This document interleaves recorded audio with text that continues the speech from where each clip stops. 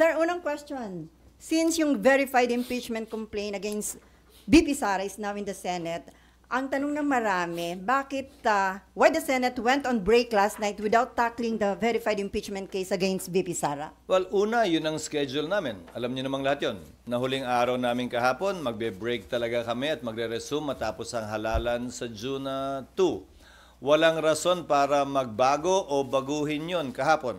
Napakinggan ko si Myla kahapon. Si Myla. Tinatanong si Senator Pimentel, bakit daw walang nagtanong? Sasagutin ko yun. Trabaho ko bilang Senate President, sagutin o presiding officer, sagutin anumang katanungan na ibabato sa plenaryo. Pero hindi ko trabahong tanungin yung mga miyembro kung bakit hindi sila nagtanong at anong nasa isip nila, ba't hindi sila nagtanong.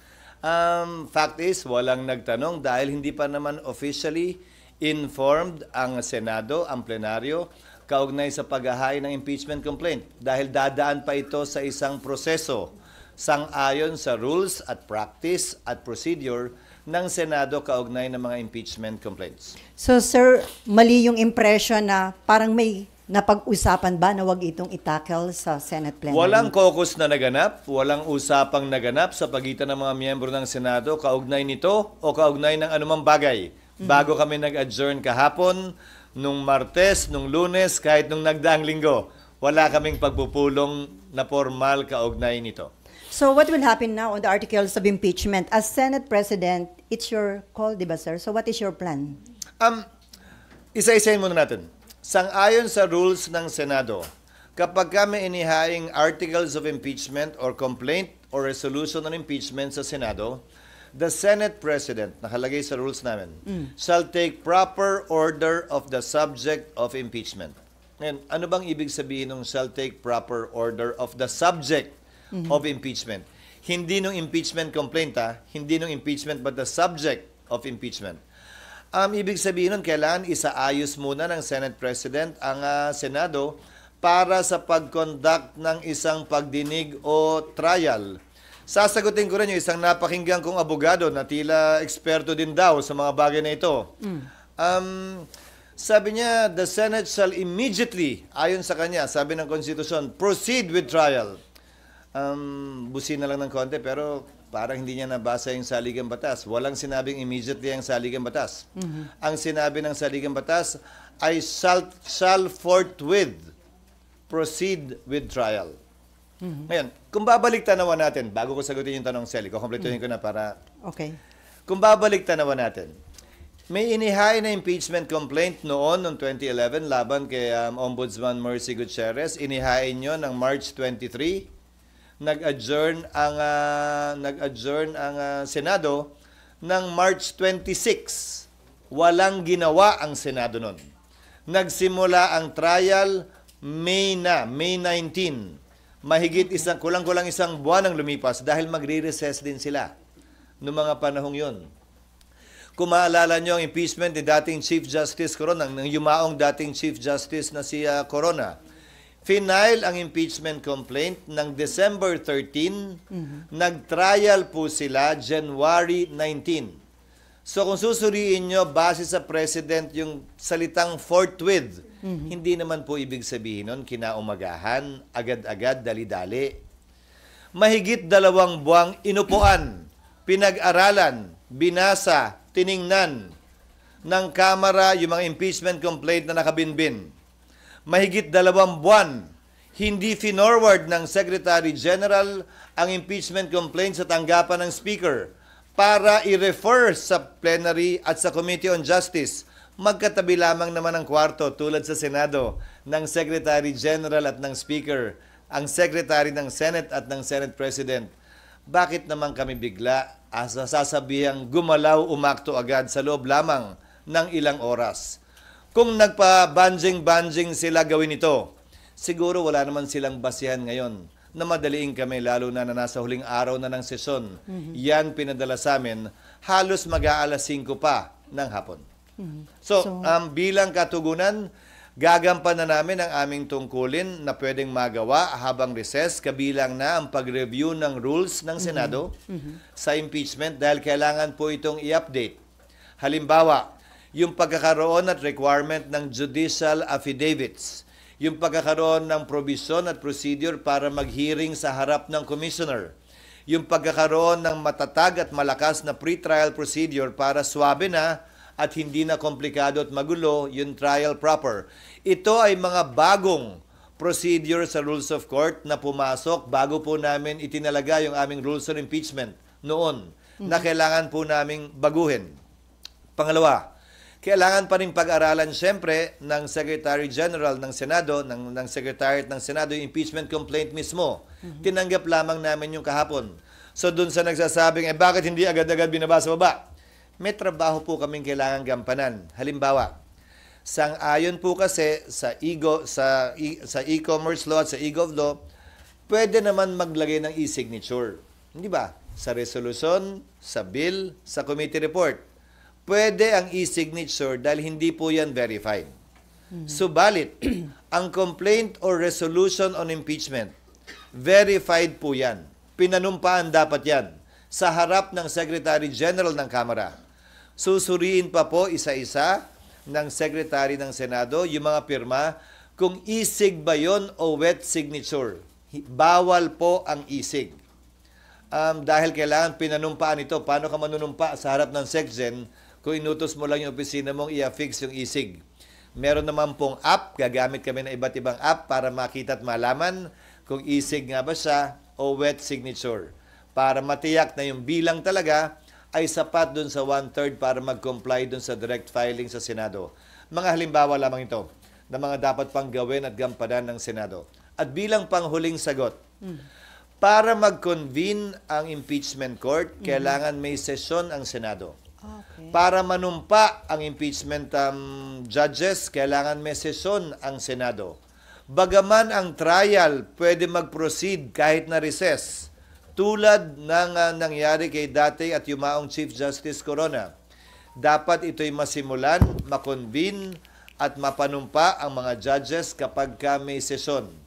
So kung may mangyayari mang aksyon o kaganapan kaugnay nito, yan ay mangyayari sa June 2, pag-resume ng Senado, matapos ang eleksyon at pasayan ng mayoriya ng Senado kung aamyendahan ba yung rules, anong ilalagay sa rules, i-authorize ba tulad ng nasa Rules of Court ngayon na suppletorily applicable na pwedeng mag-hearing habang recess dahil may 12 senador pa namang maiiwan natatawid hanggang 2028 pa ang termino, kabilang ako. 12 lamang naman ang matatapos ang termino. Gagawin ba yung parang sa Rules of Court, I'm only citing examples, na i-authorize yung 12, parang hearing before a commissioner, natanggapin lamang yung ebidensya. Ito'y court of record naman kasi. Ibig sabihin, kahit na wala pa at hindi personal na narinig yung ebidensya, mababasa naman. Ngayon nga may video pa. Okay. Sir, yung Sana natugunan ko yung iyong katanungan. Sir, Bagaman mahaba. Sir, yung normal course of events na hindi kayo pwedeng mag-impeachment trial dahil naka-adjourn yung session. Pero according to Senate Minority Leader Coco Pimentel, may tinatawag siya na extraordinary situation na pwede niyong i-waive yung rules at kung acceptable to everyone, pwede pa rin kayo mag-conduct na impeachment trial kahit naka-break ang session. Pwede na, gaya ng sinabi ko, ginawa yan nung panahon ng impeachment ni dating Chief Justice Renato Corona. Tumuloy yung impeachment trial bagaman nag-adjourn na ang Kongreso at ang Senado. Nasa rules namin yun. Hindi na kailangan maging extraordinary pa. Pero ulitin ko, kailangan nasimulan at sinimulan ang trial ng may sesyon dahil kailangan mag-convene ang impeachment court ng may sesyon. Walang sariling buhay ang impeachment court, hiwalay sa Senado mismo, sa plenaryo ng Senado. Kinakailangan ng plenaryo ng Senado para masimulan ang impeachment court. So sir, it is better ba kung na-submit ng House of Representatives earlier o few days before ng adjournment para may time kayo na na-actionan sa plenary? That is water under the bridge. It's not for me to decide or pass over the wisdom, absence, or lack of it on the part of the House in filing it a few hours before we adjourn. Mas marapat siguro sila ang matanong kaugnay niyan. Pero ulitin ko, hindi naman siguro makatarungan o tama na pagkatapos nilang upuan ito ng ilang buwan, biglang pwersahin, pipilitin at sasabihan kami ng sino mang galing sa Kamara na, hoy, bilisan nyo, aksyonan nyo, ano ba kayo? Hindi. Hindi ganon at hindi ako papayag din nun. Ang impeachment process para sa akin, hindi mahalaga kung pabor kayo o kontra, hindi mahalaga kung ma-acquit o ma-convict. Ang mahalaga para sa akin, bilang tagapangulo ng Senado, maging maayos ito, sang-ayon sa batas, credible, kapanipaniwala, at magagawad ng hustisya. Pabor man yun sa opinyon ng mas nakararami o konti o hindi. Considering yung mention nyo ng mga possible scenarios, sir, can we say na walang mangyayaring impeachment trial during the break or mahirap? Wala. Legally, it cannot be done. So, Legally, it cannot be done, again, as I said, because the impeachment court was not convened. The impeachment complaint was not referred to plenary for there to be a basis for the impeachment court to be convened by the Senate sitting as a legislative body, hindi muna as an impeachment court. sir, kahit sinabi ni PBBM na ayaw niya sa impeachment dahil divisive, sinuportahan pa ng isang religious group, pero still, natuloy pa rin na-impeach si BP Sara sa House, na i-transmit dito sa Senate. Indication ba yon na hindi nagpa-impluensya ang House of Representatives? Siguro mas sila yung dapat mong tanongin yan, hindi ako. Basta ang Senado, gagampanan namin ang tungkulin namin ng, tatagalugin ko ng may malamig na neutralidad ng isang hukom na walang kinikilingan. We will perform our duty and function with the cold neutrality of an impartial judge. And without fear nor favor, we will rule over things as we see fit and based on what is right and what the law provides. Since it is a political process, can we expect na lahat po ng mga senador na tatayong impeachment judge ay magiging fair and impartial, considering na iba kaalyado ni BP Sara? It is a political process, pero para sa akin, ito'y masasaksihan ng ating mga kababayan, tutunghayan ng ating mga kababayan. At malaki ang papel na gagampanan ng public opinion naman talaga dito. At yan ang tinatawag na political process siguro. Pero maging ganun pa man, siguro sabay-sabay tayo, impeachment judge man or mga kababayan natin na manonood sa pagdinig. At base sa ating mapapakinggan, makikita, hindi maririnig o hindi makikita, tayo mismo ay gagawa ng sarili nating pasya.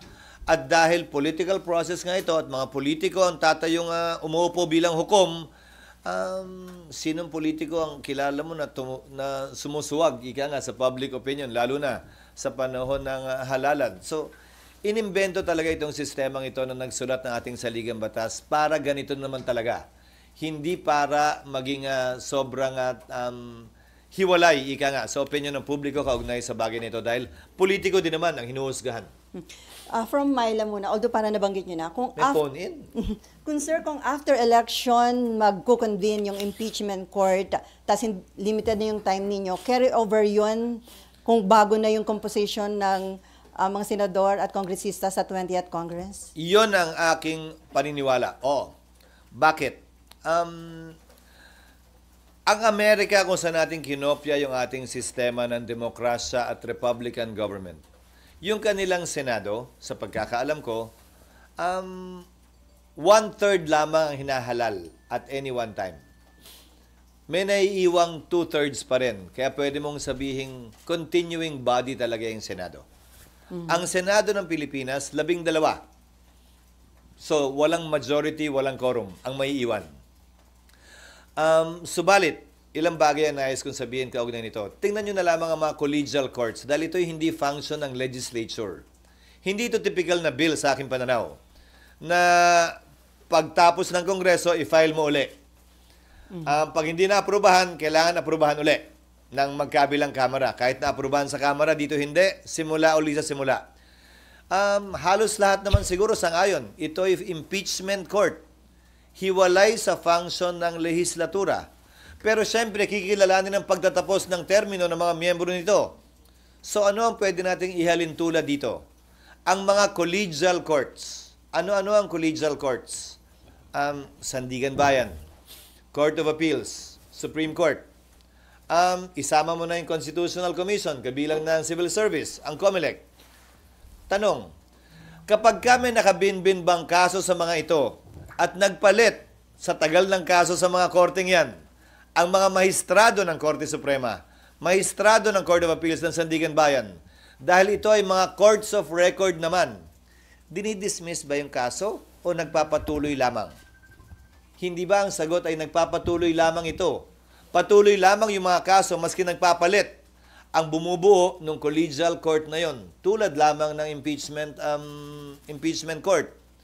Lalo na court of record din ang impeachment court, kung saan magpalit man, mag-absent man, hindi man mapakinggan ng personal ng impeachment judge, pwede pa rin siya gumawad ng desisyon base sa record na tinanggap ng ebidensya ng impeachment court. Sir, may patanong lang si Nympha. Phone Paano in kung na naman. magpatawag? Asan ba sila? Nasa press officer. Paano daw kung magpatawag ng special session si PBBM? Pwede nyo na actionan yung impeachment? Oo, pwedeng mangyari yon, pero ang pagpapatawag ng special session sa aking pagkakaalam Legal. ay hindi para mag-convene ng impeachment court. Sa aking pagkakaalam, ang pagtatawag ng special session ay para sa mahalagang bagay at panukalang batas na kailangan ipasa ayon sa ating saligang batas. Hindi ito isa o saklaw marahil nung probisyong yon, kaugnay ng special session. Pero haharapin namin yon pag nandiyan na. Siyempre, pag nagpatawag ng special session, sang-ayon man kami o hindi, siyempre, alam namang hindi kami mag-attend. Okay, Mav and then RG.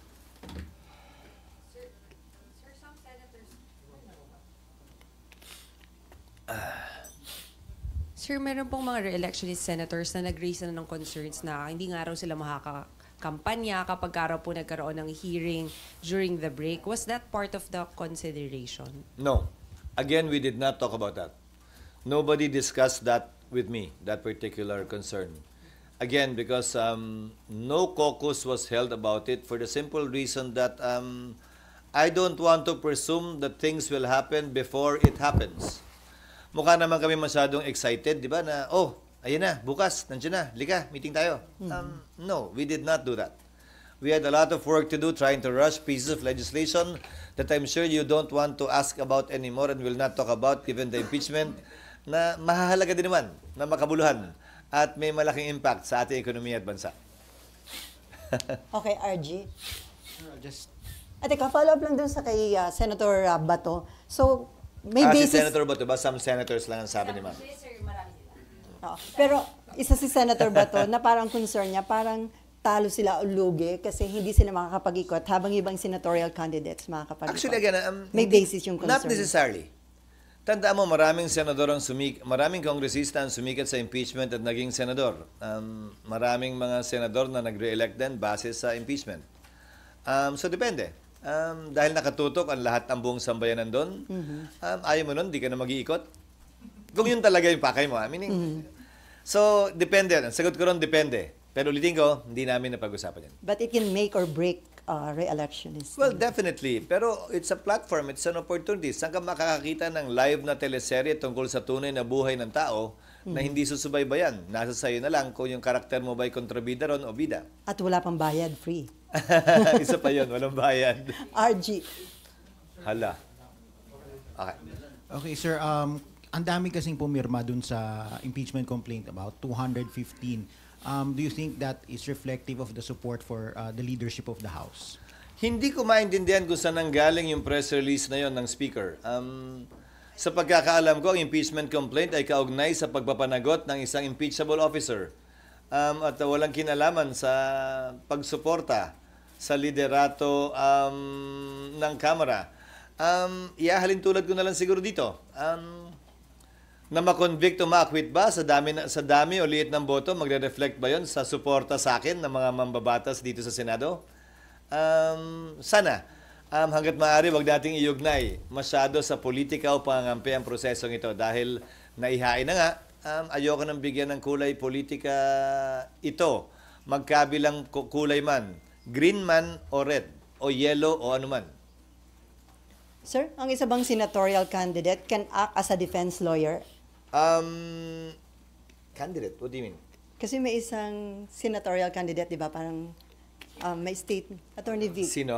Attorney Vic Rodriguez. Nag-volunteer na agad siya? Oo. Kailangan muna siyang tanggapin ng kliyente bago siya makapag-volunteer. Parang, Ang pag-volunteer ng abogado sa kaso, alam kong tawag dyan ay ambulance chasing. Hindi yata tama yun. Marapat ang kliyente, ang akusado, ang ini-impeach, ang mag-anunsyo ng kanyang mga abogado. At hindi para i-volunteer yung serbisyo ng abogado. Yan ay nasa ethics ng mga abogado. Okay, RG. Sir, I think in the past it was reported that the former president would like to be a defense counsel for the vice president. Actually, that would be expected.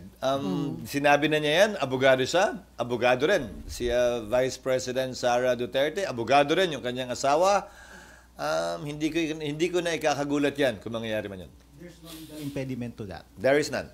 So, sir, ko In consider... fact, even the Vice President herself can represent herself in addition to other lawyers. So, sir, i-consider nyo sa pag-draft ng rules kung papayagan ng isang senatorial candidate na maging defense lawyer? By that time, tapos na ang halalan. Oo Hindi na nga. siya kandidato, abogado na Tama. lamang siya. Okay, Amor. SP, to clarify po, yun pong pagsasagawa or pag-amend ng rules for the impeachment trial, hindi din siya gagawin during the recess or it's something na pwedeng gawin during the break? Ngayon na namin gagawin lahat ng pag-aaral, lahat ng panukala, pero kailangan yan aprubahan ng plenaryo sa sesyon ng Senado. So, drafting, sir. Yes. Pero So- mahabang proseso din yun dahil maraming kailangan i-update sa rules. Kung maalala nyo, mula nung aktual na nakatapos ng impeachment ang Senado sa impeachment ni dating Chief Justice Corona, hindi pa na-update yung rules. At maraming butas yung rules na yon na hindi rin in-update matapos yung karanasan ng Senado nun. Dagdag mo pa dyan yung mga pagbabago sa rules na inilabas ng Korte Suprema para mas mapabilis, mas maging efficient yung trial. Ika nga. But I will state one thing for the record and as a matter of policy. Hindi namin ito mamadaliin. Pero hindi rin naman namin ito labis na iaantala. Hindi kami magpapapressure kanino man na bilisan ito o i-delay ito. Gagawin namin yung trabaho namin ayon sa saligang batas bilang pagsunod sa tinatalaga nito at rules mismo ng Senado. Bagaman wala pong updated rules ang Senado, meron pa ring rules na nananaig ngayon. Yan yung existing rules pa namin. Nakabilang nga dyan yung binanggit ko, that the Senate President shall take proper order of the subject of impeachment and matapos nun, shall notify the House of the date when the prosecutors are set to appear. Pero bago lahat mangyari yung tinatawag yung trial, kailangan muna mag-acquire ng jurisdiction ang Senado. Sa ngayon na tinanggap na ng Senado yan, hindi na may kakailang nasa Senado na yan at impeached na si Vice President Sara Duterte. At bagaman hindi pa na-convene yung impeachment court, matter of course na lamang yon, ministerial ang pag-take ng jurisdiction ng Senado sa impeachment complaint na ito. Hindi na rin may kakaila yun.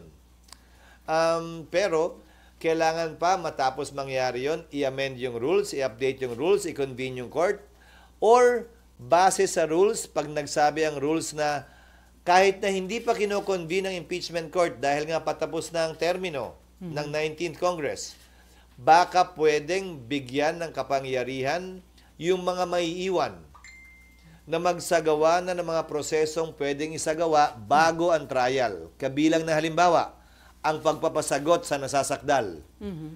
Ang pagbibigay ng pagkakataon sa prosecutor na sagutin yung sagot o reply dun sa answer. Ang pagsusumite ng judicial affidavits ng mga testigo na magkabilang panig. Ang pag-conduct ng pre-trial, pagkakasundo nila, o ito, concede na namin, tama na yan. Ito, hindi kami papayag dito. Pagdebatihan natin yan, presentahan natin ebidensya dyan. O pag-submit ng pre-trial brief. Dahil alalahanin ninyo, bagaman hindi tumutuloy-tuloy ang Senado, ang Senate President, sang-ayon sa rules ng Senado, ay uupo pa rin bilang Senate President hanggang nahalal na ang kanyang kapalit. Dahil ang termino ko ay matatapos pa sa 2028. Kumpara dun sa mga nagdaang Senate President na nagkataong natapos yung kanilang termino ng June 30. Mananatili akong Senate President sa panahon ng break kung saan itong mga bagay na ito ay pwedeng magawa para hindi mag-aksaya ng panahon ika nga ang Senado at ng forthwith trial may proceed already. Sir, ang status po ngayon is tinitingnan pa po ni Senate Secretary and kayo po mismo titingnan nyo pa yung impeachment, Siya na articles of lang. impeachment. Siya Si na lang. Senate Secretary lang. Kasi ang titingnan lang naman niya, sufficiency in form and substance in terms of the signatures nga. Nag-comply ba yung verification, yung under oath na form?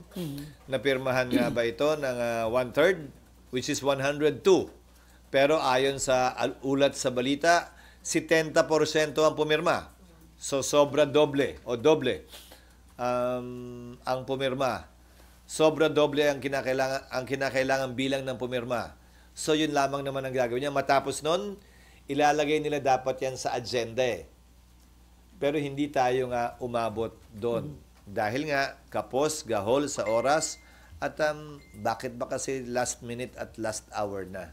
Pero sir, bibigyan ng copy yung mga senators para mabasa na nila? Yes, in fact, we will make it public. I don't see any reason why it should not be made public. It is not a secret document. It is a public document and I believe it should be made public. Sir, sorry, last na po. When is the earliest po sa tingin nyo na mapag-uusapan ninyong mga senador yung rules? June 2. Okay. No, formally, in plenary. In plenary. Pero sir, yung pagdadraft ninyo? Hindi kami na yun. Secretariat principally ang gagawa nun. Hindi na mga senador? Hindi na siguro. Magkukonsultahan na lang kami either virtually about this and simply consult them on the rules. Okay, before Mayan, So, RG, to finish, siguro magda-draft ang secretariat.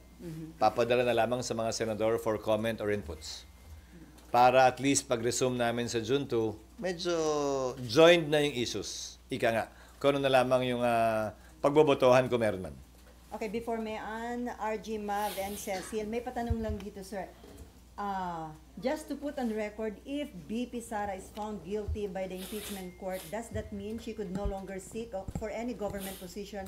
Perpetually disqualified na po ba siya? Yes, the penalty for a person convicted in an impeachment trial is removal from office and absolute perpetual disqualification to hold public office, elected or appointed. Okay, Mayan, and then RG. Good morning, Mav, and sir. Sir, ako ba, ate? Ay, oo nga pala. Isa na una pala siya. Sorry, dalawang Mayan. Sir, sabi mo kanina, kailangan amend yung rule, magkakaroon kayo ng pre-trial, mahabang proseso. Yung kay Justice Corona dati, umabot ng 2 months bago nagsimula. So ano yung chance ngayon ng impeachment dito sa Senate? Wala na. Anong ibig sabihin? Sa kasalukuyang Senado? Yes, sir. Kasi 1 month na yung natitira sa 19 sa Congress. Kung ang sinasabi mo ay trial, magkakaroon ba ng trial sa 19th Congress? Depende sa rules na i-approve namin. Kasi gaya ng sabi ko, isa sa mga posibilidad, yung innovation ng Korte Suprema of late, meaning pagkatapos ng rules namin noon, na pwedeng mag-receive ng ebidensya ang commissioners, na pwedeng buuin ng may iwang 12 senador, na maaaring magsimula ng bago mag-June 30. So 19th Congress pa rin yun. Kung yan ang magiging pasya ng Senado ng 19th Congress kaugnay ng rules. So may posibilidad. Trial pa rin yun Bagaman presentasyon ng ebidensya sa commissioner ang technical na salita, trial pa rin yun. So hindi pa din lumipat ng 20th Congress? Kasi naiwan yung 12. Lalampas ng 20th Congress o aabot ng 20th? Aabot ng 20th Congress, oo. Okay, Mayan, okay. Halos tiyak na yun. Aabot ng 20th Congress at ang magpapasya na rito ay ang 20th Congress at hindi ang 19th Congress. Sir, Malalaman pa lamang natin yan matapos ang halalan. Sir, may patanong uli. Si ERAP na pardon, pwede bang ma-pardon din si Sara at eventually run again? Yes, ERAP was not impeached. ERAP was convicted and then was pardoned. Yes. Dun Not yung by the pardon. impeachment court. Okay. Dahil hindi naman natapos yung impeachment ni dating Pangulong Estrada dahil sa EDSA 2. Okay, Mayan. Sir, to be clear lang. Hindi pa ba clear? Hindi pa clear. Sir, kasi yung natanong na kayo na pero para lang mas malinaw. Yung kay Senator Coco na sinasabi niyang special circumstance na pwede pa rin magkasundo kayo 100%, mag-convene kayo ng impeachment court during the break. Hindi na yun mangyayari. Only when, as I said, the impeachment court was convened. when we, the legislature, the Senate as a legislature, took note or took cognizance of the case, were all sworn into office and convened the impeachment court. Eh, hindi naman nangyari lahat yun eh. During session. Hindi kami pwede paano namin i-refer yung impeachment sa Rules Committee para i-report out ng plenary para may basihan na magsumpa kami bilang impeachment court at i-convene yung impeachment court. Paano namin gagawin lahat yun ng walang session? So parang dapat sana kahit paano na-report out man lang kagabi sa session. Tapos after nun, kahit hindi kayo nakabuo ng impeachment court, pwede during the break bumuo?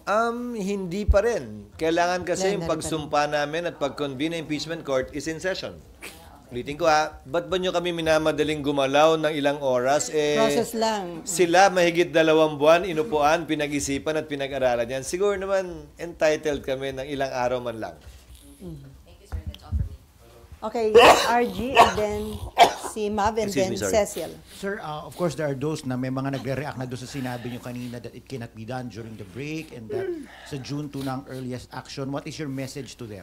Magbibingi-bingi ang School of Acting ako dun sa mga pabor sa impeachment complaint at laban kay Vice President Duterte. Magbibingi-bingihan din ako dun sa tutol sa impeachment at ayaw kay Vice President Sara Duterte. Hindi namin trabahong pakinggan sila. Trabaho namin gampanan yung aming tungkulin. Sa abot na aming makakaya, base sa itinatalaga ng batas at hindi base sa gusto ng magkabilang panig na klaro ay partisano, pabor man o kontra sa impeachment, pabor man o kontra kay Vice President Sara Duterte. Wala kaming pakialam sa mga yan. Sir, just to be clear, until the Senate renders a decision on the merits of the case, she remains Vice President. Definitely yes. That is what the law states. Pero sir, right now, Unless, just for the sake of argument, because this was in part of our history, March 23, and I hope I will not be misquoted for this, March 23, final ang impeachment complaint laban kay Mercy Gutierrez. March 26, kinonvene ng Senate ang impeachment court, tapos nag-adjourn agad. In-announce na May 9 ang impeachment case i-hear. April 29, nag-resign si Ombudsman Gutierrez. So that is the only instance na hindi matutuloy yung impeachment. Dahil ang parusa lamang sa impeachment ay pagkakatanggal sa pwesto and perpetual disqualification. May posibilidad sana na tinuloy ng Senado yon. Dahil yung resignation ay pagkakatanggal lamang sa pwesto. Pwede pa sana nilang ituloy yun para dun sa absolute perpetual disqualification. Pero minabuti ng Senado noong panahon yon na wag nang ituloy at i-dismiss na yung kaso.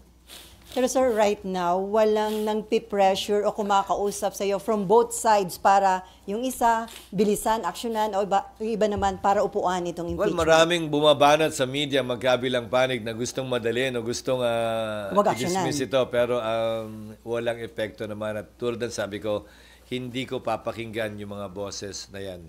Ang papakinggan at susundin lamang namin ay yung tinatalaga ng batas, ng aming rules, at kung ano ang tingin naming tama, parehas, patas, at magbibigay ng mas mataas na kredibilidad sa proseso ng impeachment.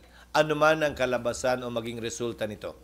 Among your colleagues, sir, wala din ganong pressure, magkakaibang sentiments. Hindi kami nagkausap. Siguro itong mga susunod na araw pa lang kami magkakausap-usap pag nakita-kita sa kampanya. Pero ulitin ko, walang nangyaring meeting, pagpupulong o caucus na napag-usapan ito para yung mga sentimentong binabanggit nyo ay masabi o mailahad na aking mga kasamahan dito sa Senado. Okay, ma'am. Cecil and then Robert. Sir, pwede pa explain lang po na magkaiba yung session days sa trial days. Iba yung legislative calendar. Iba. Nung nagdaan, ang ginawa nila ay, kung naalala ko, tama, hapon ba? Yung sa Corona? Opo. Sa umaga yung regular Hapon, session. tapos sa umaga yung regular session. Pwede rin naman naming gawin uli yun. Or baliktad, umaga yung hearing, may takdang panahon, at yung session ang wala. Para mas mahaba yung talagang trabaho namin ng legislasyon. Kesa may cap yung trabaho namin sa legislasyon, we can switch it up. Pwede naman namin pagbaliktad rin yun. Yes, ma'am. Sir, kapag ka po nag-convene ng impeachment court, do you have the power to compel VP Sara to appear here? She cannot say no. Kapag ka kinakailangan, oo. Pero kapag ka hindi kinakailangan, the accused, the subject of impeachment, the respondent, the defendant in an impeachment case, can waive his or her appearance. Kinakailangan lamang naman, ayon sa rules of court, na mag-appear ang isang defendant o akusado, una kapag ka arraignment, para sabihin niya, inaako ba niya o sinasabing hindi niya inaako yung mga paratang laban sa kanya, o pangalawa, pag kailangan siyang i-identify ng isang testigo. Maliban sa dalawang pagkakataong yon, merong ika nga waiver of appearance na tinatawag sa ilalim ng rules of court that has supplementary application sa impeachment court. Bakit Chief Justice Corona inaresto during the trial because he tried to walk out? No, hindi siya inaresto. Pinigilan siyang lumabas. Nandito na ako nun. Pinigilan siyang lumabas dahil sa kalagitnaan ng kanyang testimonya, tumayo siya, bumaba, at sinubukang lisanin yung korte. Isa pa pala yun, kailangan namin gumawa uli ng ganun. Sira na yun. So may limit ba yung ipipresent? Naalala mo yun, RG, yung sira na yun. Oo, yung Maghahanap pa. 13 years. Kaya nga, wala na. Kinain na ng ana yun. Pero sir, may limit ba yung pwedeng i-present na witness ng prosecution and defense panel o wala? Wala, pero yan ay pagkakasunduan sa pre-trial. Naulitin ko, pwedeng magawa bago magsimula ang 20th Congress para nga hindi kami pabanjing-banjing at nag-aaksaya lamang ng panahon. Ulitin ko, hindi namin ito mamadaliin. Pero hindi rin namin labis na ipagpapaliban ito ng walang dahilan o rason. Okay, Cecil. Sir, balikan ko lang yung isig. What if malaman ng secretary pag-check na may mga isig? Ano yung magiging? Basta't 1/3 pa rin. Basta ma-meet yung 110? Basta't may 102 pa rin. Hindi na mahalaga sa amin kung 103 pa yan o 105 o 107 o kung sino yon. Ang mahalaga, mambabata sila at may 102 signatures. Sir, may effect ba ito sa economy? Itong mga political issue na ito? Anumang ingay ng politika, palaging may posibleng epekto sa ekonomiya. Pero ang pangontra dyan ay kapanipaniwala at stable na proseso at procedure. Tulad ng sinusubukan kong gawin ngayon at i-establish ngayon. Para yung expectations ay tempered, walang tanong na hindi nasagot, walang alinlangan kung ano ang mga mangyayari sa susunod na araw, linggo at buwan, sa kabila ng anumang ingay na nagmumula sa pabor o kontra sa impeachment, sa pabor o kontra kay VP Sara. Ito, ang mga binabanggit ko sa inyo ngayong umaga, ito ang magiging proseso ng impeachment sa mga susunod na linggo at buwan.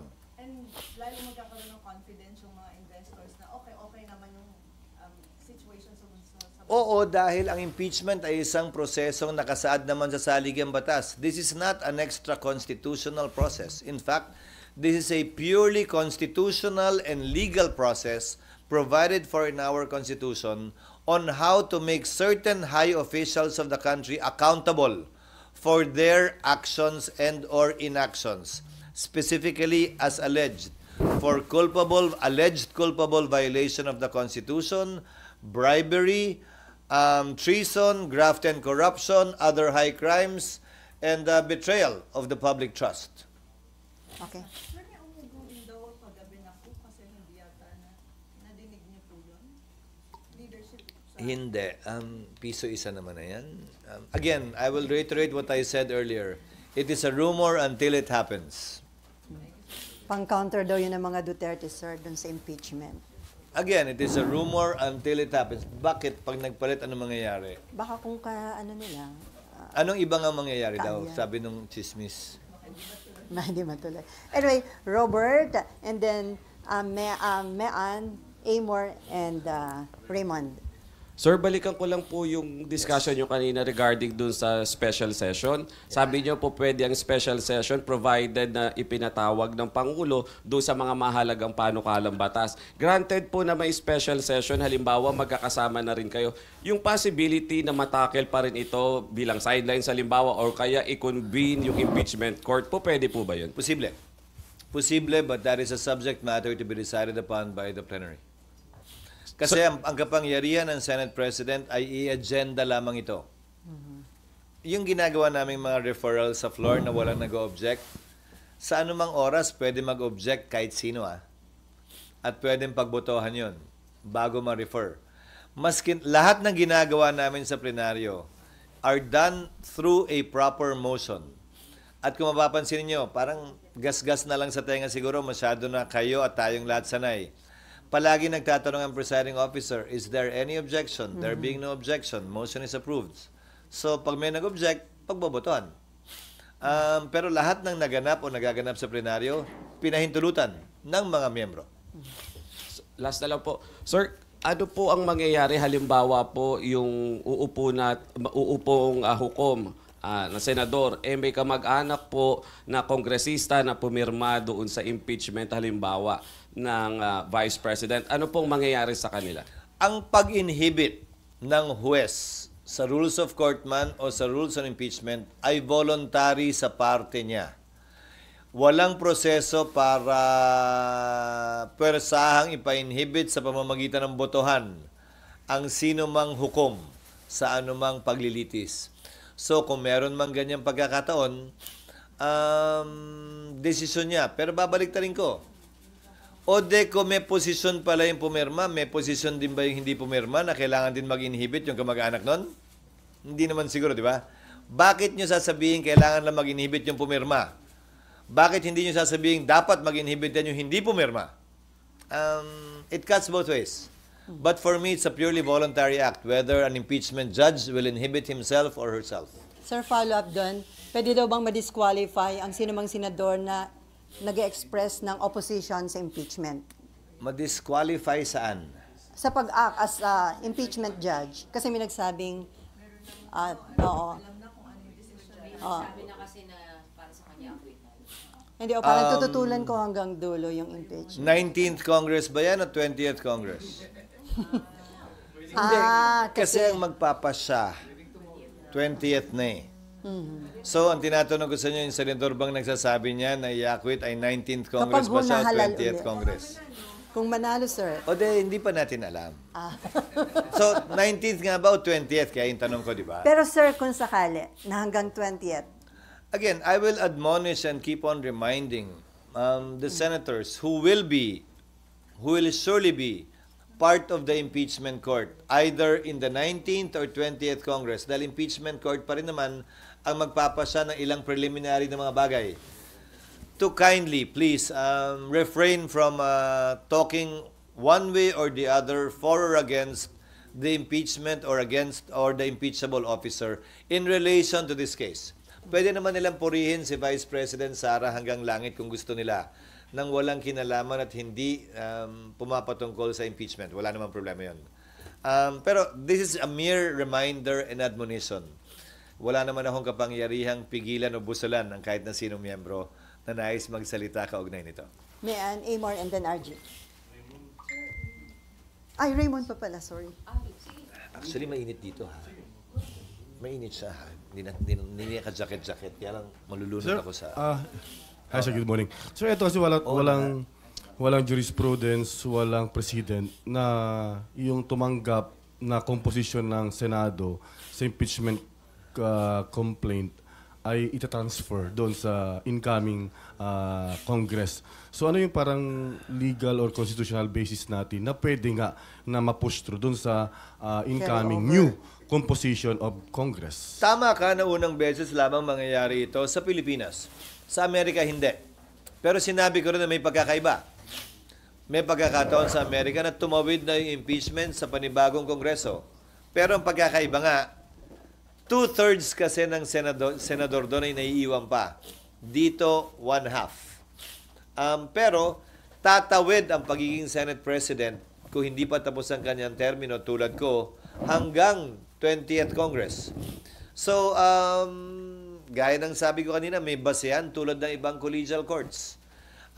Ulitin ko, yung mga nakabinbin bang kaso sa Korte Suprema, pag may nag-retire na justice, 1, 2, 3, 4, 5, dismissed yun at kailangan mo mag-file uli.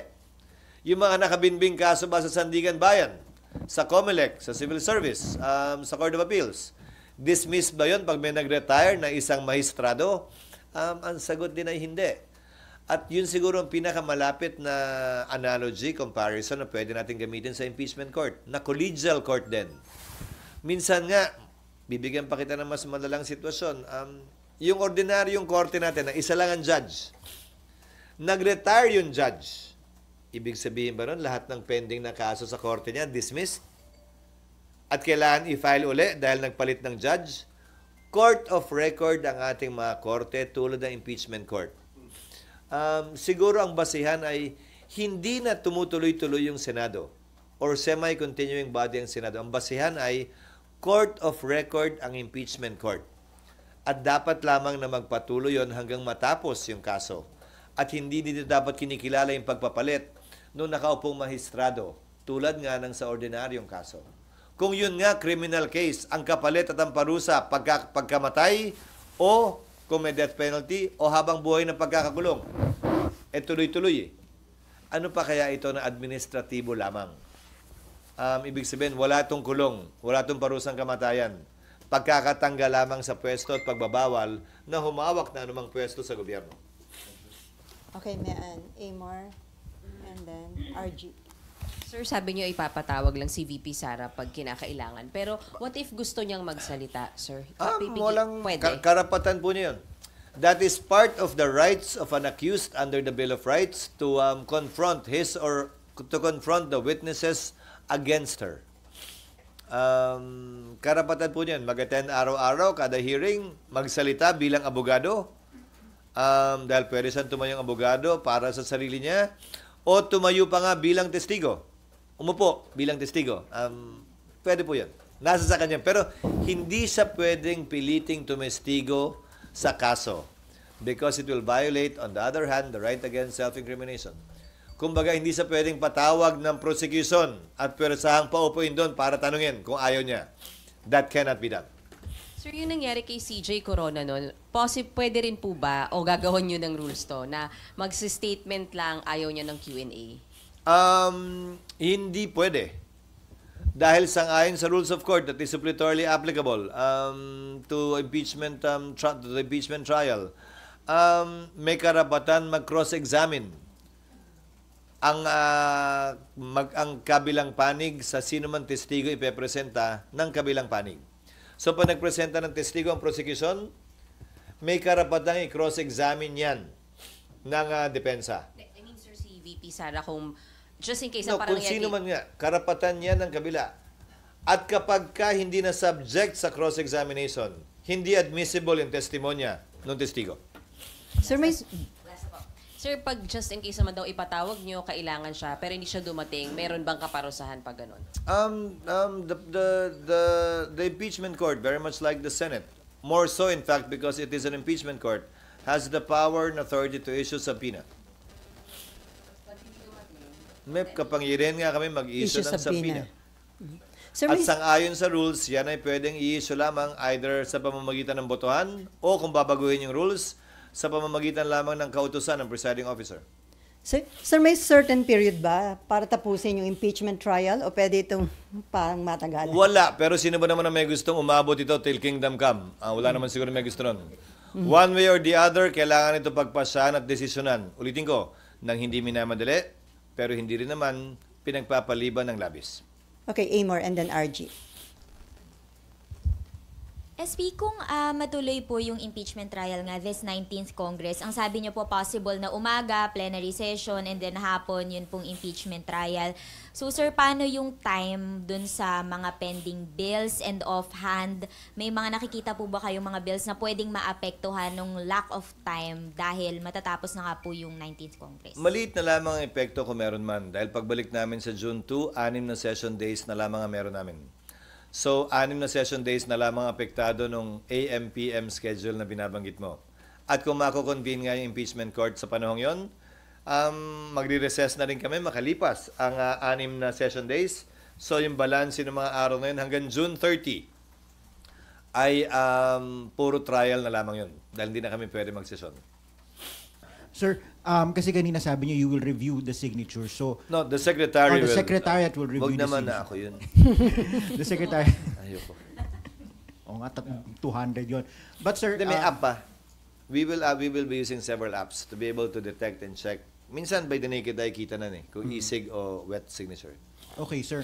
After kung halimbawa mangyari nga talaga that the earliest action of the Senate will be after or by June. June 2. June 2.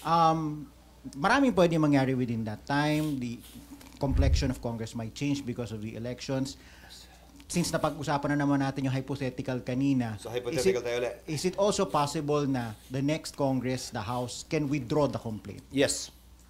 Tulad lamang ng anumang complaint na inihain sa korte, pwedeng bawian. Halimbawa, criminal case man o civil case. Gitna ito o administrative case. Pwedeng i-withdraw na nagrereklamo ang kaso sa anumang panahon. Sa kaso ng Kongreso, it has to be withdrawn by more than 2/3 para hindi umabot dun sa 1/3 requirement. Ngayon, kung tatanungin mo, paano yan? Nagkaroon na ng jurisdiction yung Senado Pwede pa bang bawiin yun pagdating ng panahong yun ng panibagong Kongreso? Isang bagay yan na pagpapasyahan ng impeachment court pagdating ng panahon by a majority vote if they disagree with the ruling of the presiding officer. But your question was, I take it, pwede bang gawin yan ng Kongreso? Yes, they can do that. Pero kung may epekto ba yun na actual na i-withdraw, pagdedesisyonan ng impeachment court yan at ayokong pangunahan. So possible, sir, na kahit i-withdraw, kung mag-decide yung Senate na ituloy, Once pending na sa korte, lahat ng gagawin ay desisyonan ng korte at Korte. hindi pwedeng pagpasya ng isang panig lamang. Okay, before Mab, sir, may nagpapatanong, although na-explain nyo na ito before, paano daw kung ma-impeach or ma-convict dito sa Senate si BP Sara, paano daw yung pag-appoint ng papalit sa kanya? Sang-ayon pa rin sa saligang batas tulad ng nangyari matapos ang EDSA 2 nung pumalit si dating Vice President Arroyo kay Pangulong Estrada. So yung Vice President naging presidente, naging bakante yung Vice Presidency. Nag-appoint si Pangulong Arroyo mula sa Kongreso, Kamara at Senado. Ang requirement ng edad, ang lahat ng requirement para maging senador at kongresista at vice-presidente ay pareho, maliban sa edad. Ang kongresista 25, ang senador 35. Ang requirement para sa vice president and president 40. So pwedeng pumili si Pangulong Marcos ng kongresista o senador na ang edad ay 40 years old and above. Matapos niyang pumili bilang kanyang nominado, pagbobotohan yan by a majority vote ng magkabilang kamara, House at Senate. Voting separately. Simple majority, voting separately. Ano? You are highly qualified. I don't think there's a senator below 40. So, sir, qualified ka nga. No, hindi ako. But lahat ng senador ay qualified at yung mga mambabatas na 40 and above ay qualified. Yun yung pool ng qualified na mga taong pwedeng i-nominate. Kung i-nominate ka, sir, open ka na maging vice president. Ayokong pag-usapan yan because it's unfair. We will be sitting as an impeachment court. Pero sa totoo lang, mamaya sabihin ko sa iyo kung bakit ko ayaw. Yung pagbobotohan ng House and Senate, what if hindi ba ako ng majority? Alin, kung ayaw, deemed rejected, pili sa ng bago. Ano ba? Okay. Kailangan i-confirm Pag hindi kinonfirm ng Kongreso voting separately by a simple majority, hindi siya, pili uli ng bago.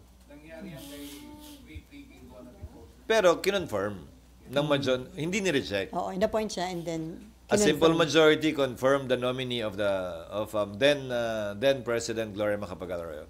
Okay, Mark. Hi, SP. I understand you clarify na kanina na maaaring 20th Congress na po yung the eventual ending. No?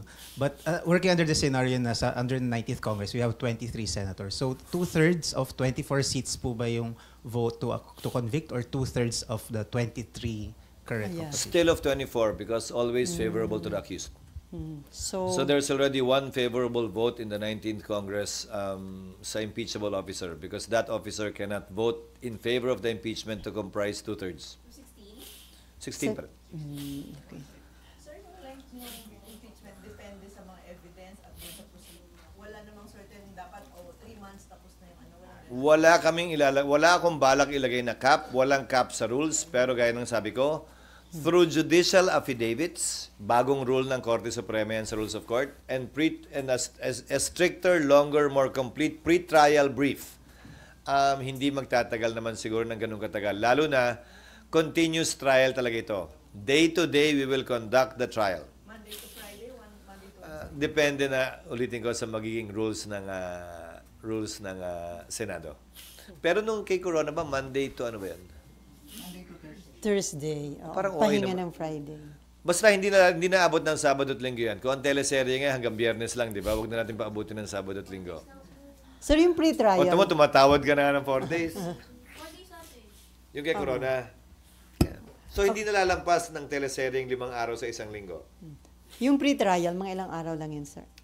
It will only last for a few days. Actually, even 1 day kung nagkakasundo na sila. Given the amount of time involved, itong panahong to, hindi lamang Senado ang dapat na mag-aral, maghanda. Ang dapat sana mag-aral at maghanda rin ay yung magkabilang panig. Let me give notice to both sides. Both the prosecution panel and the defense panel of the defense team of the Vice President. They have sufficient time to prepare and study for this. So, hindi naman siguro katanggap-tanggap, hindi lamang sa amin, sa mata ng publiko, na pagbigyan anumang delay, na hindi sila handa, walang testigo, hindi handa yung ebidensya, dahil itong panahong to dapat ginugugol na nila para gawin at kompletuhin yan. Pati yung impeachment judge, sir, dapat mag-aral. Well, kahit naman ako naghahanda, magbabasa uli, ang tagal ko nang hindi nagpa-practice. Matagal-tagal na ako hindi nakakapag-appear din sa husgado. Nagbago na rin yung rules on evidence. Gagamitin ko rin itong panahong to para magbasa muli, to brush up on my rules on evidence, the Supreme Court decisions on the rules on evidence. At nang magampan na namin yung aming tungkulin na may buong katapatan sa probisyon ng batas. Okay, Mav, and then may Ann. Sir, sorry. In case po na senator yung ma-appoint at ma-confirm, do you operate on 23 senators lang? Paano kung Ma-appoint o ma-confirm? What do you mean? Kunwari po, piliin ni Magbobotohan. Presidente at tapos ma-confirm siya ng Kongreso. Oo, sir, ano lang, hypothetical lang. Layo mo na. Yes, sir. Layo mo Hindi, na, darling, kanina, sir, ha? kasi napag-usapan na po yung kapalit. Layo mo na nga, darling. Oo. And sir, kapag po kasi kunwari, Senador nagkaroon na ng appoint. hatol ng parang by July, ganyan. So sir, isang buong Congress na 23 lang kayo, ganun. The decision to call for a special election is to be decided upon by Congress.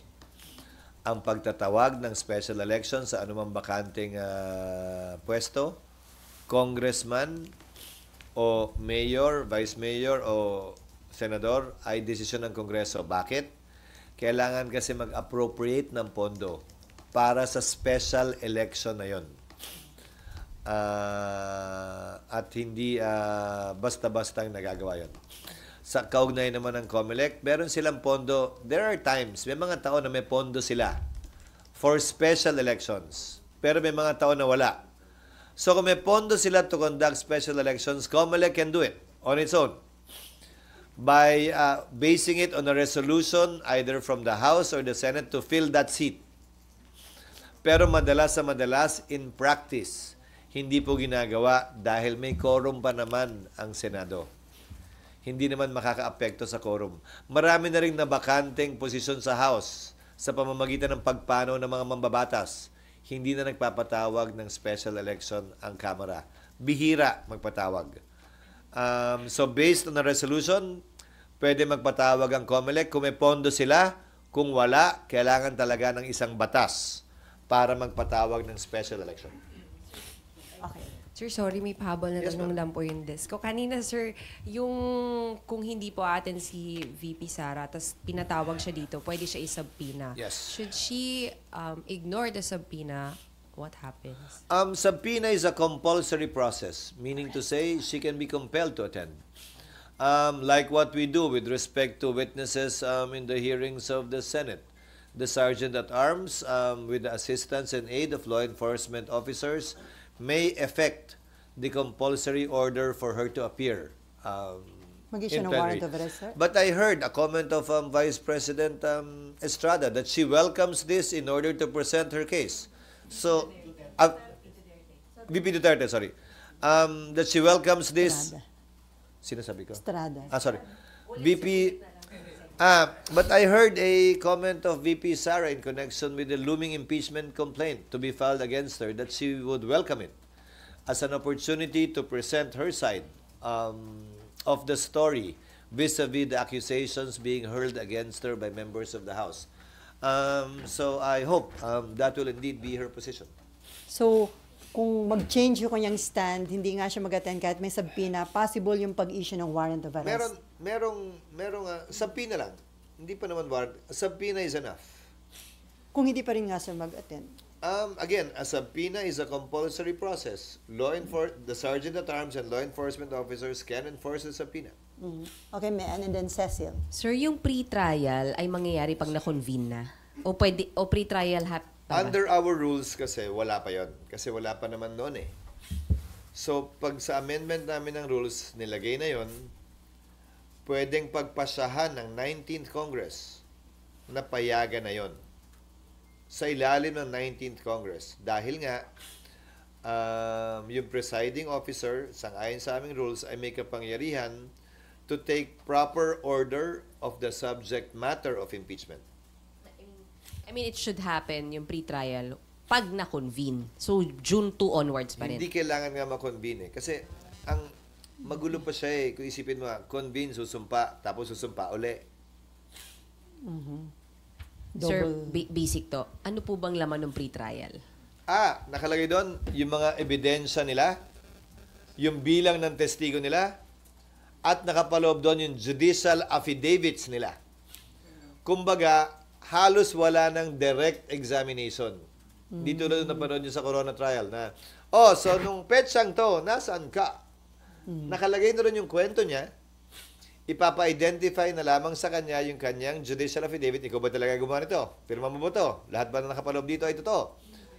Cross-examination na diretso. It will abbreviate the proceedings. Mas mabilis ang proceedings. Ngayon, may nakasaad din sa rules of court na yung mga testigo at ebidensya na hindi mo binanggit dyan, hindi mo na pwedeng ipresenta pa. Maliban na lang kung nadiscover mo lamang nitong makalipas ang ilang araw o ilang oras na wala pa, hindi mo pa alam nung ginawa mo yung pre-trial. So, may mga ganon. So, in a way, nalilimitahan niya yung pagpapatagal na maaaring gawin ng magkabilang panig. Basically, the pre-trial is just a submission of yung nga mga affidavit. Yes. Which could happen before the convening. Yes. Okay. That's what I'm saying. If the rules will authorize the presiding officer to issue those, kabilang na yung pagpapasagot kay VP Sara, kabilang na yung pagsasabit ng reply ng mga prosecutors. Lahat ng bagay na ito, hindi pa to trial, can be done already under the 19th Congress. Lalampas ng konti sa 20th Congress, pero yung trial mismo talaga, magsisimula ng 20th Congress. Except again, kung sa rules ay sabihin na pwedeng mag-receive ng evidence through commissioners. Yung 12 may iiwang, kasi ginagawa na rin ng korte yan ngayon eh. Pwedeng tumanggap na ebidensya ay may iiwang 12. Trial na rin yun in a way. Dahil tumatanggap ka na ng ebidensya through commissioners, quote-unquote eh. Not the whole court. If that will be decided upon by the majority. Sir, safe pa rin sabihin that the impeachment trial mag-uumpisa ng 19th, itutuloy ng 20th, Yes. hahatulan ng 20th. Yes. Tama, okay. Yung paghahatol, pagpapasa, 20th na. Okay, sir, isa na lang sa akin. Sir, paano po yung mga hindi lawyers na mga magiging senator judge? Dapat bang mag-aral sila? May mas extra effort ba sa kanila dapat? Oo, dahil yung abogado nga mag-aaral eh. Ako nga mag-aaral eh. So lahat kami dapat mag-aral. Pero kung susuriin nyo, ilan ba ang abogado din naman ngayon sa 19th Congress? Ako, Senator Pia, Senator Alan, Senator Tol, Senator Coco. There are 5. So sir, itong impeachment indication na gaano ka-importante ng mga lawyer ang lawmakers. Hindi naman kailangan abogado kasi nga hindi naman kailangan maging abogado kasi naman kahit nga abogado mag-aaral pa eh. Baka mamaya mas malalim pa yung pag-aaral nila kaysa dun sa abogado na akala niya alam na niya na lahat, di ba? So, hindi naman nangangahulugan. advise them, sir, na mag-aral itong break na to? Yes, to start, especially those who will remain until the 20th Congress because they're not up for re-election. Siyempre, yung mga tumatakbo pa lang, asikasuhin na muna nila yung kampanya nila, okay lang yun. Okay, RG, and then Cecil, and then Jojo. Sir, as a politician, how will you describe yung political context habang nakabitin tong issue na impeachment for the next few months? I mean, can you imagine having a campaign with this and then sabi nyo aabot ng 20th? Can you imagine having a SONA, the budget hearings with this looming, hanging over everybody else's heads? This is a legal constitutional process. Hindi natin dapat to ikatakot o ikabahala. May election man, wala mang election, may SONA man, wala mang SONA. Ito'y constitutional process na tinalaga ng ating saligang batas para mapayapang maresolbahan anumang hindi natin pagkakaunawaan o para magawa yung gusto nating magawa. Or mahadlangan yung ayaw nating makita mangyari. We should not be afraid of this. If this will be an election issue, then so be it. Hindi ba maganda yun? At least may valid election issue na pwede mo talagang tanungin sa mga kandidato. Na pwede pagbasihan ng ating mga botante kung iboboto nga ba nila o hindi. Ang partikular na kongresista o senador. At least yung dalawang pwestong yun man lang. At least it will be in a way issue-based. At hindi nakabase lamang sa personalidad. So we can look at it positively too. In a way, given that this is an issue we are facing in time of during election and campaign season. So magiging election issue nga ito, sir. Kasi after election pa yung start I think it will be. And given what I said, that it's the 20th Congress that will actually decide on this. Both the prosecution side and the impeachment judge side. Sino magbe-benefit kung maging election issue ito, sir? The public? Definitely the public. Sino ba naman ang tatalikod, tatagi at may ayaw sa isang issue-based election kumpara sa isang personality-based election? So makaka-apekto ito sa magiging voting decision ng... Ngayon, ang problema lang, siyempre, issue siya, so tatanungin ng mga tao. Kung boboto kita, anong boto mo sa impeachment? Di ba? Sa kabilang banda, kailangan maghunos dili naman din sila. Kasi para pa kami nag-trial, kung may desisyon na agad sila, hindi pa nga napapakinggan yung ebidensya. So, siguro panawagan ko na rin to dun sa mga tumatakbong senador bilang isa sa 12 maiiwan, hindi bilang tagapangulo ng Senado. Bilang isa sa 12 maiiwan na maghunos dili din naman sila. Ang pinakamaganda siguro pwedeng masabi ay tatayuan nila kung anong tama, nararapat, na ayon sa hustisya, batas at ebidensya, kung saan man siya ituro nun. Sapat na sigurong kasagutan yon kesa, pag ako nanalo, acquit talaga yan. Pag ako nanalo, convict talaga yan. I hope they will avoid those things. But then again, I cannot control the passions of a campaign speech, especially during election time. Okay, Cecil and then Jojo. Sir, can we say na under jurisdiction na ngayon ng Senate yung CBP since na-transfer na yung impeachment case? VP herself, no. The subject of impeachment, yes. And second, yung physical preparation. Because the only time a court acquires jurisdiction over the person of a respondent, accused, or defendant is when she files her answer or in a criminal case when she is arraigned. So, on her person, hindi pa. Anyway, second, sir, yung preparation when it comes to robes and other... At least may mahabang panahon kami, 3 buwan para magpasukat. Kamukha din nung ginamit po dun sa case kay Chief Justice Corona, yung naka-robe and naka-parang gala na gano'n. May sinasabi yung... Okay lang naman yung robe, wag lang yung isama yung wig. So talagang robe, sir. Yan ang isusuot nyo. Hindi, pag-uusapan pa rin yan. Ayokong pangunahan. Pero Sa palagay ko, saganang akin, pero ito'y pagbobotohan ng mayoriya. Importante pa rin yung robe, ika nga, para lamang mapaalala sa kada senador na sila'y nakaupo hindi bilang legislator, kung hindi bilang impeachment judge. If only to constantly remind them while they're there, seated, in the same seat that they usually sit in, that they are there as impeachment court judges, not as ordinary legislators. If only for that. Kung ako tatanungin, mas gusto kong meron. Nasa rules ba kung ano yung color and others? Wala. Sa pagkakaalam ko, wala. Sir, unfair daw yung walang wig, sabi nila. Ano? Unfair na walang wig. Okay, Jojo. Sa ibang jurisdiction o bansa kasi may ganon yung mga maestrado eh. Okay, Jojo. Yes. Sa iba na baritin yun na magkakaroon ng pre-trial and then yung mag-i-start ang impeachment trial at 28 Congress na cross-examination ba kagad na yun? Posible. Ayokong sabihing safe gawin dahil pagpapasyahan pa lamang yan ng mga miyembro ng Senado pagbalik namin ng June 2. Pero yung mga option na to, ipepresenta at ilalahad namin sa mga miyembro para makonsidera at mapagbotohan pagdating ng June 2. Yung ba isa sa magandang option para mas mapapadali matapos itong impeachment trial? Ulitin ko, hindi namin to ginagawa para madaliin. Yan ay nakapaloob sa rules of court na suppletorily applicable na kailangan naming ibagay sa proseso ng impeachment na kakaiba sa isang civil, administrative o criminal case kung saan sumasaklaw yung rules of court. So, pagpapasahan yan ng Senado pagbalik namin. Pero lahat ng options na to ipepresent namin sa kanila. Okay, last 3 questions from Poca. Uy, ubusin nyo na para hindi na wala ng interview pagkatapos nito. Thank you, Sally. Bakasyon na eh. Sir. Yes, Sir, of course. good morning. May bisita pala tayo ngayong umaga. Medyo marami kami.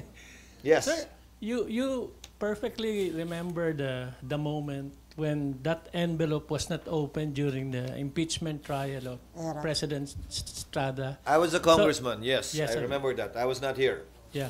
I'm sure that you totally want to avoid such a volatile political impasse. But how? By maintaining the credibility and impartiality of the impeachment court, which is what I'm trying to do beginning today.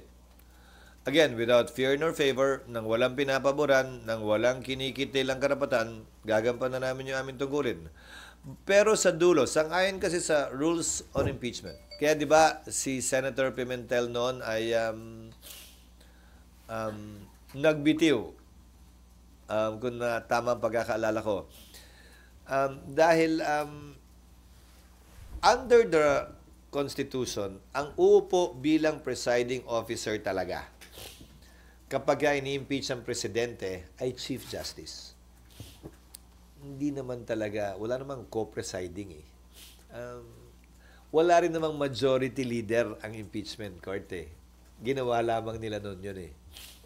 Kung talagang korte yan, Chief Justice ang presiding officer sa presidente pag in-impeach. It's the Senate President that presides in relation to other impeachable officers, Vice President down. At ang proseso ay, anumang order initially will be decided upon by the presiding officer. If a member disagrees, he can stand up, question it, or object to it, pagbobotohan ng plenaryo. Yun yung proseso. Masunod man o hindi yung gusto ng nakararami, yun ang desisyon ng korte eh.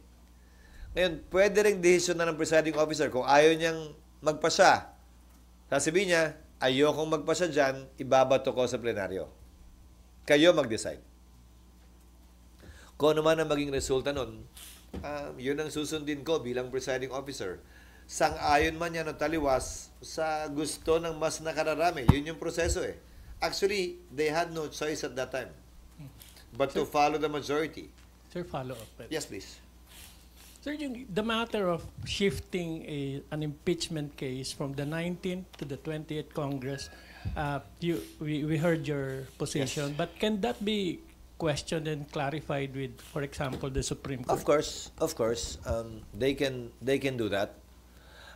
Pero unahan ko na rin, kung gagawin man nila yan, maliban na lamang kung may temporary restraining order na i-issue ang Korte Suprema kaugnay nito sa transition na ito, magpapatuloy ang trabaho namin, 19th o 20th Congressman yan, at hindi pwedeng gamiting rason dahilan o palusot yan ninuman, prosecution man o respondent na may nakabingbing kaso, basta't walang temporary restraining order. Yun lamang ang pipigil sa Kongreso na magpatuloy sa proseso ng impeachment. Okay, Pero karapatan po nila yun. Okay, last two Pero question. sagutin ko rin siguro, pero para sa akin, so may 1-year ban, gagawin uli, lalong tatagal, lalo tayong maghaharap sa iba't iba. Hindi ba gusto na magkabilang panig? Kabilang na impeachment judges, ha? Hindi ba natin gustong lahat na matapos ito? One way or the other. And I think it's in everybody's interest. Teka, last two question na lang tayo. Hindi, okay lang. Sige. Okay lang, basta Go wala ahead. ng interview pagkatapos ito. Para Okay. makasya na. Okay, go ahead. SP, good morning. Mikael Flores po sa Reuters. Maray Nagatabi. Siring man.